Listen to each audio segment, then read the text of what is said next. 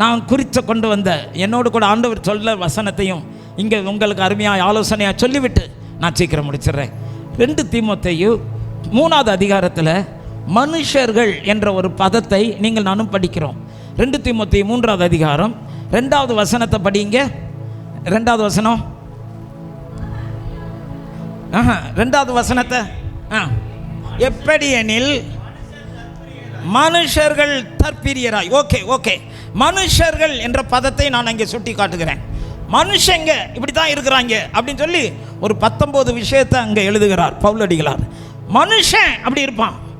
ஆனால் இங்கே வந்திருக்கிறவங்க நீங்கள் யாரும் மனுஷர்கள் கிடையாது. இந்த சர்ச்சுக்கு வந்தவங்க யாரு? நீங்களாம் யாரு? தெய்வ பிள்ளைங்க, இயேசுவை விசுவாசிக்கிறவங்க. இந்த சபைக்கு நீங்கள் கடமைப்பட்டவங்க. இந்த சபை விசுவாசிகள், இந்த சபையில் பாஸ்டரோட கூட தோள் கொடுத்து நிற்கிறவங்க, இந்த பைபிளை தூக்கிட்டவங்க, இயேசுவின் பிரதிநிதிகள், இயேசுவுக்காக வாழ்வேன் என்று சொல்லி தத்தம் செய்த பிள்ளைங்க. ஆமென். மனுஷன் இப்படி இருப்பான். எப்படி இருப்பான்? தற்பிரியராய், பணப்பிரியராய், சுகபோக பிரியராய், தான் என்ற ஆணவம் கொண்டவனாய், தனக்கு போகத்தான் மற்றவனுக்கு கொடுப்பேன் என்று சொல்லுகிறவனாய், அகந்தையுள்ளவனாய், இடும்பு செய்கிறவனாய், வீம்பு கொண்டவனாய், மற்றவனை புறக்கணிக்கிறவனாய், புறங்கூறுகிறவனாய், மற்றவனை கெடுக்கிறவனாய் இருக்கிறவன் மனுஷன். ஆமென், ஆமென். இந்த சர்ச்சுக்குள்ள அப்படிப்பட்டவங்க இருக்கக்கூடாது. இயேசுவின் நாமத்தினால. நீங்கள் மனுஷர்கள் கிடையாது, நீங்கள் தேவ மனுஷர்கள். ஹல்லேலூயா. இந்த வசனத்தில் அப்படி தான் சொல்லுகிறார் தீமோத்தேயுவுக்கு பவுலடிகளார். நீ மனுஷனாக இருக்காத, நீ மனுஷனாக இருக்கிறவன் இப்படி இருந்தான்னு சொன்னால் அவனை விட்டு விலகிரு. அந்த 5வது வசனத்தில் கடைசியில் போடுவார், இப்படிப்பட்டவர்களை விட்டு விலகு. இப்படிப்பட்டவனாய் நீ இருக்காதே, இப்படிப்பட்டவர்கள் உன்னோடு கூட இருந்தால் அவர்களை விட்டு விலகு. இந்த அருமையான ஆலயத்தில் இப்படிப்பட்டவனாய் நீங்கள் இருக்கக்கூடாது, இப்படிப்பட்ட மனுஷர்கள் இருக்கக்கூடாது, இப்படிப்பட்ட ஈன புத்தி கொண்டவர்கள் இருக்கக்கூடாது. இயேசுவின் நாமத்தினால. தற்கொலை பண்ணுகிறவனாய், அடுத்தவனை குற்றம் சொல்லுகிறவனாய், அடுத்தவனை வாழ விடாமல் தடுக்கிறவனாய், அடுத்தவன் முன்னேறுகிறதை பார்த்து பொறாமைப்படுகிறவனாய் உள்ளே நம்ம இருப்போம்னா நம்ம மனுஷர்களாக இருக்கிறோம்னு அர்த்தம். இன்னும் தேவ மனுஷர்களாய் மாறலைன்னு சொல்லி அர்த்தம். ஆமென். எனவே தான் மனுஷனாக இருக்காதே. அப்படிப்பட்ட மனுஷர்களாக இந்த ஆலயத்துக்குள்ளே வருவோம் என்றால் அடுத்த வாரம் அப்படிப்பட்ட மனுஷனாய் வரக்கூடாது. நான் தேவ மனுஷனாக மாறணும். ஹல்லேலூயா, ஹல்லேலூயா, ஹல்லேலூயா. அந்த வேத வசனம் அப்படித்தான் சொல்லுகிறது. 2 தீமோத்தேயு 3வது அதிகாரத்தில் 16வது வசனத்தை படிங்க. தேவ வாக்கியங்கள் எல்லாம் தேவ ஆவியினால் அருளப்பட்டிருக்கிறது. தேவனுடைய மனுஷன் தேறினவனாகவும் எந்த நற்கிரியையும் செய்யத்தக்கதாக தகுதியுள்ளவனாகவும் இருக்கத்தக்கதாக அவன் இந்த வேத வசனத்தை படிக்க வேண்டும். அல்லேலூயா. தேவனுடைய மனுஷன் நீ. ஆமென், ஆமென். பக்கத்தில் உள்ளவங்க கையை பிடிச்சி சொல்லுங்க, நீ மனுஷனாக இருக்காத, நீ ஈன மனுஷனாக இருக்காத, உன் ஈன புத்தியை தூக்கி எறிஞ்சிரு. நீ தேவனுடைய மனுஷன், நீ தேவனுடைய மனுஷன். நல்ல கையை அழுத்தி சொல்லுங்க, கையை அழுத்தி சொல்லுங்க. இப்போ நான் அந்த தம்பிக்கு கை கொடுக்குறேன்னு சொன்னால் அவர் கம்பியை விட மாட்டேன்றார். நான் கையை கொடுக்குறதுக்கு ஆயத்தமாக இருக்கிறேன். அவர் விட்டார்னா போச்சு. ஆமென், ஆமென். ஆனாலும் நீ தேவனுடைய மனுஷன், நீ வந்து கையை கொடு, நீ கையை கொடு, நீ தேவனுடைய மனுஷன் சொன்ன உடனே அவர் மனுஷனான்னு என்னவர் இப்போ தேவனுடைய மனுஷனாக மாறி கையை கொடுத்துட்டார். அல்லேலூயா, ஸ்தோத்திரம், ஸ்தோத்திரம். நான் என்ன சொல்கிறேன், மனுஷனாக தெரிகிறவன் ரொம்ப பேர் குடிச்சிக்கிட்டு இருக்கான். 785 கோடிக்கு குடிச்சிக்கிட்டு இருக்கான்.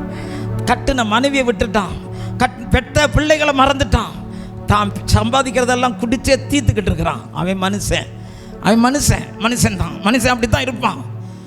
என் வீட்டில் இருக்கிற குடிகார மனுஷன் மாறணும்னு சொன்னான், நீ மனைவியாக இருக்கிறாள் தேவனுடைய மனுஷியாக மாறணும். நீ தேவனுடைய மனுஷியாக இருந்தா உன் வீட்டில் இருக்கிற புருஷன் அவன் மனுஷனாக இருந்தா தேவனுடைய மனுஷனாக மாற முடியும். அல்லேலூயா, அல்லேலூயா, ஆமென். தேவனுடைய மனுஷன் எப்படியாய் மாற முடியும்?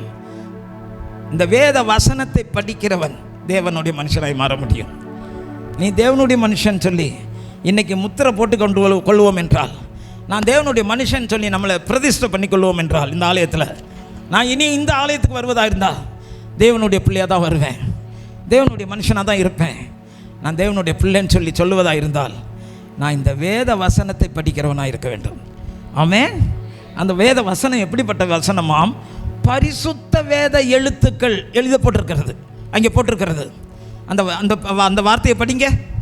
பரிசுத்த வேத எழுத்துக்களை படிங்க. அதுக்கு முந்தின வசனமா 15வது வசனம், கிறிஸ்து இயேசுவை பற்றும் விசுவாசத்தினாலே உன்னை ரட்சிப்புக்கு ஏற்ற ஞானமுள்ளவனாகத்தக்க பரிசுத்த வேத எழுத்துக்களை நீ சிறுவயது முதல் அறிந்தவன் என்றும் உனக்கு தெரியும். நீ கொஞ்ச வயசுல இருந்தே இந்த சர்ச்சுக்கு வர, நீ ரொம்ப நாளா இந்த சர்ச்சுக்கு வர, ரொம்ப நாளா இந்த பைபிளை தூக்கி திரியிற. இது பரிசுத்த வேத எழுத்து, சும்மா ஒப்பேத்துற புத்தகம் கிடையாது. இது தேவ ஆவியினால வெளிப்படுத்தப்பட்ட புஸ்தகம். இந்த புஸ்தகம் சும்மா மந்திரவாத புஸ்தகம் கிடையாது. இதில் நீ நானும் வைக்கிற சில பொருள் ஆசீர்வாதமாக மாறும். இந்த பொருளை தூக்கி தலையில் வச்சுக்கிட்டா கெட்ட கனவு வராது, இந்த பொருளை ஒரு பிள்ளை மேலே தலையில் வச்சா பிசாசு ஓடிரும் அப்படிலாம் சொல்லி நம்புறதை நான் தவறு சொல்ல வரல. அதை விட மேலே இது பரிசுத்த வேத எழுத்து கொண்டது. அல்லேலூயா, அல்லேலூயா. ஐயா, இந்த வேத எழுத்துக்களை படிக்கிற கிறிஸ்தவன் தான் இந்த சர்ச்சுக்கு தேவை. இந்த வேத எழுத்துக்களை படிக்கிற கிறிஸ்தவன், இதன்படி நடக்கிற கிறிஸ்தவன் தான் இந்த நாளில் இருந்து ஆராதனைக்கு வரணும். ஆமென், ஆமென். 1000 பேசுகிறவர்களாக இருந்தாலும் இந்த வேத எழுத்துக்களை படிக்கிற பிள்ளைகளாய் மாறுவோம் என்றால் நாம் தேவனுடைய மனுஷனாய் மாறிவிடுவோம். அல்லேலூயா. இன்னும் ஒரு விஷயத்தை மட்டும் சொல்லிட்டு முடிச்சிடுறேன். நீ தேவனுடைய மனுஷனாக மாறிடு, அதோட கூட நீ பரலோக மனுஷனாய் மாறிவிடு. அல்லேலூயா, அல்லேலூயா. நீ பரலோக மனுஷனாய் மாறுவதற்கு என்ன செய்ய வேணும்? நீ இந்த மண்ணுலகத்தில் கொஞ்ச நாள் வாழ போகிற, இந்த வாழ்க்கை முடிஞ்சிடும். அதுக்கப்புறம் நம்மளை விண்ணுலகத்தில் கொண்டு போய் சேர்க்கிற தெய்வம் அந்த பரலோகத்தில் நித்திய காலமாய் வாழ வைப்பதற்கு அவர் ரத்தத்தை சிந்தி இருக்கிறாரு, நம்ம பாவத்தை மன்னிச்சிருக்கிறாரு. நம்ம அகோரமான பாவங்களை செய்தவர்களாக இருந்த போதிலும் ரத்தாம்பர சிவப்பாக இருந்த பாவங்களை கூட மன்னித்து நம்மை வெண்மையான பரிசுத்த அலங்கத்துக்குள்ளே கொண்டு போய் சேர்ப்பதற்கு அவர் நீதி தரித்தவர். அவர் நம்மை நீதிமானாய் மாற்றுவதற்கு ஆசைப்பட்டவர். அவர் ரத்தத்தை நம்பி, தெய்வத்தை நம்பி என்னை மன்னியும் என்று சொல்லி கேட்கிற பிள்ளைகளை பாவம் மன்னித்து அவர்களை பரிசுத்த ராஜ்யத்தில் கொண்டு போய் சேர்த்து விடுவார். அல்லேலூயா. அவரை நம்பி தானே உள்ளே வந்திருக்கிறோம், அவர் பேரில் நம்பிக்கை வச்சுருக்கிறோம்ல, உண்மை தானே? அவரை நம்புனா பரலோகத்தில் போய் சேர முடியும். அதைத்தான் வேத வசனம் சொல்லுகிறது. 1 தீமோத்தேயு 6வது அதிகாரம் 17வது வசனம். அதை மட்டும் படித்து முடித்து விடுவோம். 1 தீமோத்தேயு உலகத்திலே ஐஸ்வர்யம் உள்ளவர்கள் இருமாப்பான சிந்தை உள்ளவர்களாய் இராமலும் நிலையற்ற ஐஸ்வர்யத்தின் மேல் நம்பிக்கை வையாமல் நாம் அனுபவிக்கிறதற்கு சகல நன்மைகளையும் நமக்கு சம்பூரணமாய் கொடுக்கிற ஜீவனுள்ள தேவன் மேல் நம்பிக்கை வை. இயேசுவின் நாமத்தினாலே நீ ஜீவனுள்ள தேவன் மேல் நம்பிக்கை வை. நீ இந்த சர்ச்சுக்கு வந்திருக்கிறல்ல, யார் பேரில் நம்பிக்கை வச்சிருந்த? இந்த சர்ச்சுக்கு வந்தவங்கெல்லாம் கை தூக்குங்க பார்ப்போம். இந்த சர்ச்சுக்கு வந்தவங்கெல்லாம் கை தூக்குங்க. யார் பேரில் நம்பிக்கை வச்சிங்க வந்தோம்? யாரை நம்பிங்க உள்ள வந்தோம்? யாரை நம்பி வந்தோம்? இந்த சர்ச்சுக்கு வந்தால் நல்லது கிடைக்கும், இந்த சர்ச்சுக்கு வந்தால் அதிசயம் நடக்கும், அற்புதம் நடக்கும், இந்த சர்ச்சுக்கு வந்தால் 4 காசு கிடைக்கும், இந்த சர்ச்சுக்கு வந்தால் எனக்கு 4 ஆசீர்வாதம் பெருகும். நீங்கள் வந்ததை நான் தப்பு சொல்ல வரல, இந்த சர்ச்சுக்கு வந்தது நல்லது. ஆனால் ஜீவனுள்ள தேவன் மேல் நம்பிக்கை வை. இந்த பொருளாதாரத்தின் மீது நம்பிக்கை வைக்காத. உன் ஆசையை கொண்டு போய் மற்றவன் மேலே வைக்காத. உன் ஆசையை இந்த உலகத்தில் வைக்காத. அதை தான் வேதம் சொல்லுது. நீ ஜீவனுள்ள தேவன் மேல் நம்பிக்கை வை, உன்னை நித்திய ஜீவனிலே கொண்டு போய் சேர்ப்பார் ஆண்டவர். ஹல்லேலூயா. ஆதாமும் ஏவாளும் ஜீவன் விருட்சம் அந்த தோட்டத்தில் இருந்தது. அவர்கள் ஜீவனுள்ள விருட்சத்திலே கை வைக்கவில்லை, பாவத்தை விளக்குகிற விருட்சத்திலே, பாவத்தை விளம்புகிற அந்த பழத்திலே கை வைத்தார்கள். அவர்கள் மரணத்தை பார்த்தார்கள். ஜீவனுள்ள விருட்சமும் அங்கே தான் இருந்தது. ஆனால் ஜீவனுள்ள விருட்சத்தின் மீது நம்பிக்கை வைக்கல. அந்த ஜீவனுள்ள விருட்சத்தை பார்க்கல. அந்த ஜீவனுள்ள விருட்சத்து மேலே நாட்டம் கொள்ளலை. இந்த சர்ச்சில் பாவமுள்ள இடம் பல இருக்குங்க, பல இருக்கு. ஆனால் ஜீவனுள்ள ஆலயம் இங்கே இருக்கிறது என்றால், இந்த ஜீவனுள்ள தேவன் மேல் நம்பிக்கை வச்ச பிள்ளைகளாய் நாம் இங்கே வந்திருக்கிறோம் என்றால், நாம் நம்புகிறது எனக்கு 4 பைசா சேருன்றதுக்காக நான் இங்கே வரல. என்னை கொண்டு போய் கர்த்தர் நிரந்தரமாய் வாழ வைக்கிற நித்திய ஜீவ பகுதியில் கொண்டு போய் நிறுத்துவார். நான் ஜீவ ராஜ்யத்தில் போய் சேருவேன். எங்கள் ஆண்டவர் பேரில் நம்பிக்கை வச்சுருக்கிறேன். இந்த உலகத்தின் மீது நான் நம்பிக்கை வைக்கலை. இந்த உலக ஆசாபாசத்து மேலே நம்பிக்கை வைக்கல. உலக ஆடம்பரத்தில் நம்பிக்கை வைக்கல. சொத்து சேர்க்கவோ சுகம் சேர்க்கவோ ஐஸ்வர்யத்தை சேர்க்கவோ நான் ஆசைப்படலை. நான் ஜீவனுள்ள தெய்வத்தின் மீது நம்பிக்கை வச்சுருக்கிறேன். நான் வச்சிருக்கிற பைசா மேலே நம்பிக்கை வைக்கலை. சொல்லிட்டோன்னா நம்மளை நித்திய ஜீவனில் கொண்டு போய் சேர்க்கறதுக்கு அவர் நல்ல தெய்வமாக இருக்கிறார். ஹல்லேலூயா, ஹல்லேலூயா. என்னை கொண்டு போய் ஒரு பெஞ்சில் படுக்க போட்டு என் லெஃப்ட் கிட்னியில் 16 மில்லிமீட்டர் கல் உன்னை உடைக்கணும்னு சொல்லி மருத்துவர்கள் கொண்டு போனாங்க என்னைய. எனக்கு வலி, பயங்கர வலி. ஒரு கிட்னியில் ஒரு கல் இருந்துச்சு 16 மில்லிமீட்டர். 5 மில்லிமீட்டர் இருந்தால் தான் உடைக்க முடியும், வெளியே கொண்டு வர முடியும். 16 மில்லிமீட்டர் இருந்தால் உடைக்க முடியாது சொல்லிட்டாங்க. 2 டைம் ட்ரை பண்ணாங்க. என் கிட்னிக்கு வயிற்றுக்கு பக்கத்தில் ஒரு கேமரா வச்சு ஸ்க்ரீனில் பார்க்குற மாதிரி அந்த கல்லை தேடி கண்டுபிடிச்சி ரிமோட்லேயே உடைக்கிற ஒரு லித்தோட்ரிப்ஸின்னு சொல்லி ஒரு ட்ரீட்மெண்ட், ஒரு சிகிச்சை அப்படி கொடுத்தாங்க சிஎம்சி வெள்ளூரில். 2 முறை ட்ரை பண்ணாங்க, முடியலை, உடைக்க முடியலை. என்னை வீட்டுக்கு அனுப்பிட்டாங்க, மதுரைக்கு திருப்பி அனுப்பிட்டாங்க.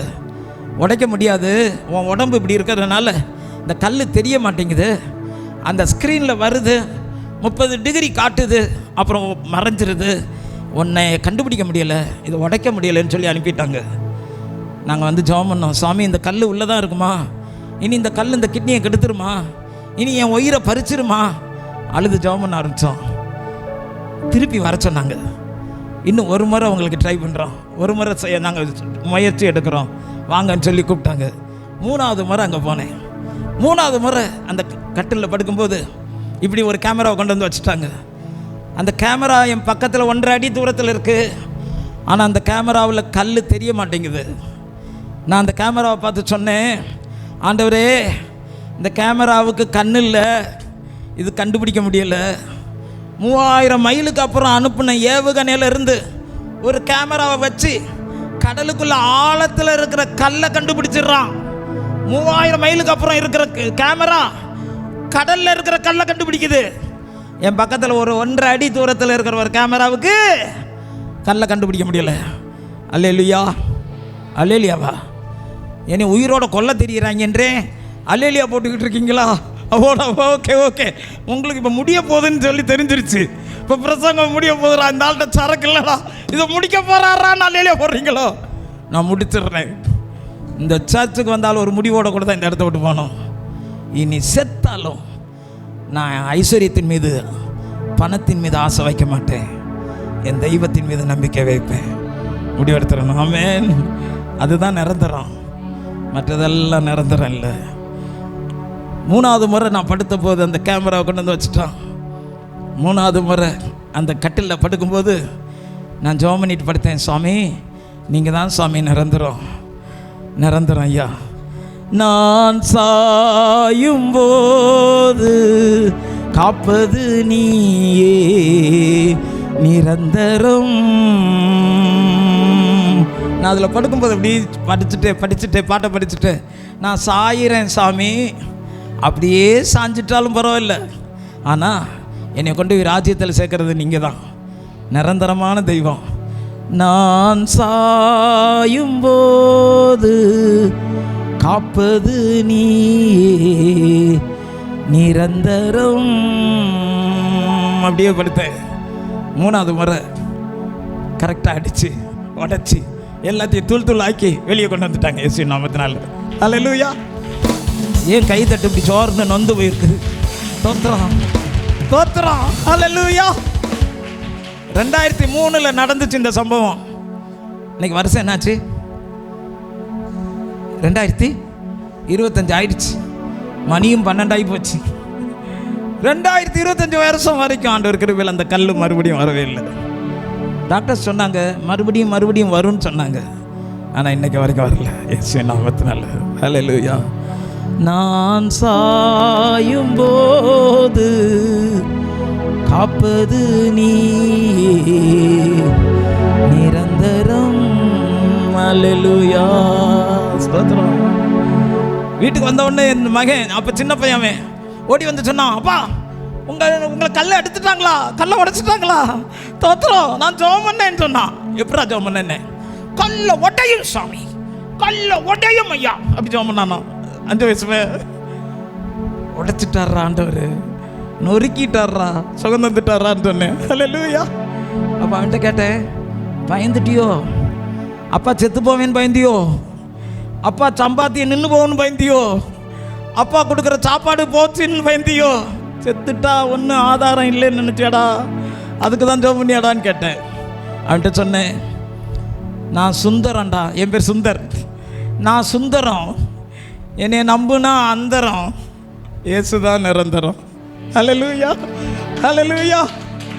இப்போ என் மையன் எப்படி தெரியுமா பாடுவான் என்னை பார்த்து?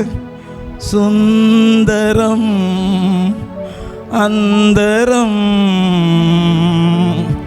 நீ நிரந்தரம். ஹல்லேலூயா. பக்கரபன ஷோலிலோ துடிரபன. ஹல்லேலூயா. நம்ம நம்புறதெல்லாம் அந்தரங்க, இயேசுதான் நிரந்தரம். கொஞ்சம் பொருள் சேர்த்து வச்சிருக்கிறோம், கொஞ்சம் சொத்து வச்சிருக்கிறோம், எவனும் அசைக்க முடியாது, ஆட்ட முடியாதுன்னு நினச்சிட்டு இருந்தோம்னா அதெல்லாம் அந்தரம், இயேசுதான் நிரந்தரம். எனக்கு சம்பாதிக்க பலன் இருக்கு, தடன் இருக்கு, அவனை ஏறி மிதிக்கிறதுக்கு சக்தி இருக்கு, என் சக்தியும் என் பலனையும் நம்பிட்டு இருந்தோம்னா அதெல்லாம் அந்தரம், இயேசுதான் நிரந்தரம். நீ ஜீவனுள்ள தேவன் மேல் நம்பிக்கை வை, உன்னை நித்திய ராஜ்யத்தில் கொண்டு போய் நிரந்தரமாய் வாழ வைக்கிற தெய்வம். உன்னை வாழாக்காம தலையாக்குவாரு, கீழாக்காம மேலாக்குவாரு. தலை கொண்டு ஜெபிப்போமா? ஆண்டவரே, எங்களோட பேசுனீங்க சுவாமி, நாங்கள் ஜீவனுள்ள தேவன் பேரிலே நம்பிக்கை வைத்தவர்கள் ஐயா.